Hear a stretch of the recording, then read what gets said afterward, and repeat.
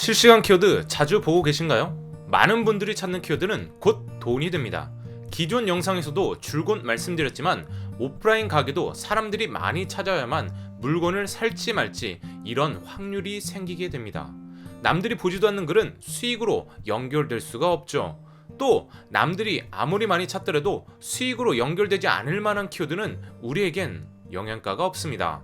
실시간 키워드는 남들이 많이 찾는 키워드란 조건이 성립되기에 유심히 살펴봐야만 하죠. 단 우리가 시장 가서 과일이나 생선의 옥석을 가려 구매하는 것처럼 실시간 키워드에도 돈이 되지 않는 함정 키워드가 있다는 사실은 잘 알아둬야만 합니다.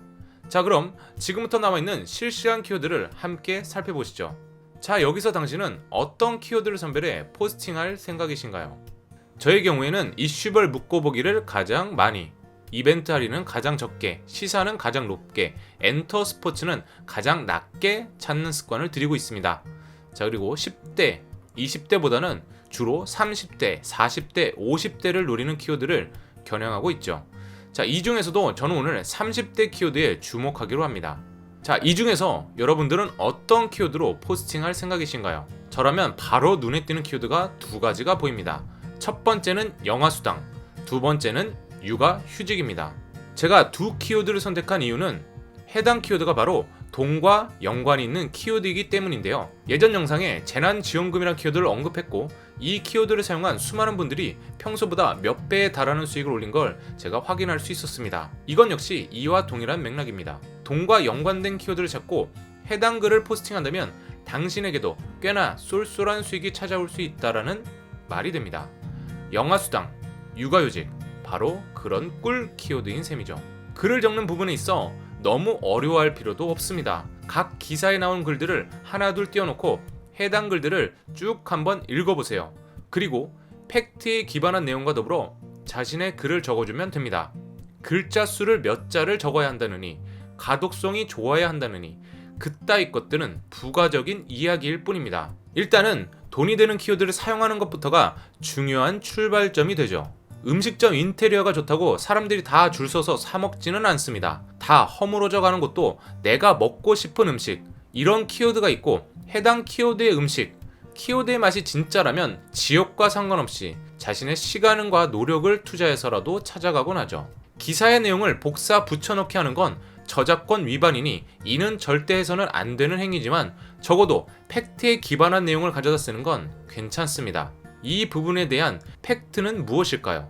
2022년 출생아부터 0세에서 1세 아이에게 영아수당이 지급된다는 것과 생후 12개월 내 자녀가 있는 부모는 모두 3개월 육아휴직 시 각각 최대 월 300만원까지 정부에서 지원한다가 되겠죠. 여기에 본인의 현재 상황이나 의견을 함께 적어준다면 이것만으로 충분한 글쓰기 조건이 완성이 되게 됩니다. 아이 둘을 키우고 있는 상황에서 정부가 지원해주는 육아수당으로 한시름 덜었다라는 내용을 덧붙여줘도 되고요. 정부 정책에 대해 욕을 하는 사람들이 많지만 그럼에도 불구하고 관심이 있게 하는 거라는 걸 우리는 명심해야만 합니다. 3차 재난지원금이 세금잔치다 욕을 먹지만 결국 주면 좋아할 수밖에 없고 신청하라고 하면 신청기간에 맞춰서 딱딱 신청하는 게 바로 우리 국민들이니까요. 욕도 관심이 있게 하는 겁니다. 사람들의 관심은 곧 돈으로 환산될 수 있는 거고요. 만약 아이를 키우는 분들이라면 영아수당, 육아수당 안 받을까요? 무시할까요? 아니요. 어떻게든 신청기간에 맞춰서 신청하고 타먹으려고 할 겁니다. 자, 그럼 이제는 당신의 글쓰기 방향도 설정하면 됩니다. 첫 번째, 기사처럼 팩트만 간결하게 전달한다. 두 번째, 기사의 팩트와 함께 의견을 함께 전달한다. 예를 들면 2022년 출생아부터 영아수당을 준다고 하네요. 당장 내년부터 주면 안 되나요? 이미 애들 다 낳았는데 장난하나요? 자, 이렇게 의견을 덧붙일 수 있겠고요. 세 번째는 기사의 팩트와 함께 의견 그리고 궁금한 걸 풀어주는 방향이 될 수도 있습니다. 예를 들자면 2022년도 출생아부터 영아수당을 준다고 하네요. 참고로 육아수당과 영아수당은 별개라고 합니다. 자, 이런 부분들이 사람들이 많이 궁금해하는 포인트가 되겠죠. 이런 걸 살짝 넣어주고 시행할 거라면 당장 내년부터 주면 좋겠네요. 더 자세히 알아보실 분들은 참고하세요. 자, 이렇게 글을 쓰고 구글 애드센스 광고를 삽입만 하면 되는 겁니다. 돈 되는 키워드를 알고 포스팅할 때와 그렇지 않고 포스팅할 때 같은 유입자 수라도 벌어들이는 수익의 달라짐을 직접 확인해 보세요. 제가 이렇게까지 말하는데도 어떤 분들은 이런 말씀을 하십니다. 저는 글을 잘 못 쓰는데 정말 괜찮을까요? 라고 말이죠. 글을 잘 못 쓴다고 안 하면 돈 벌 확률이 0%라는 걸 분명히 말씀드리고 싶습니다. 글을 잘 못 쓰더라도 대충이라도 휘갈겨라도 적으면 돈 벌 확률이 0.1%, 0.001%라도 생긴다고 말이죠. 자, 어느 쪽을 선택하실 건가요? 핑계는 한도 끝도 없습니다.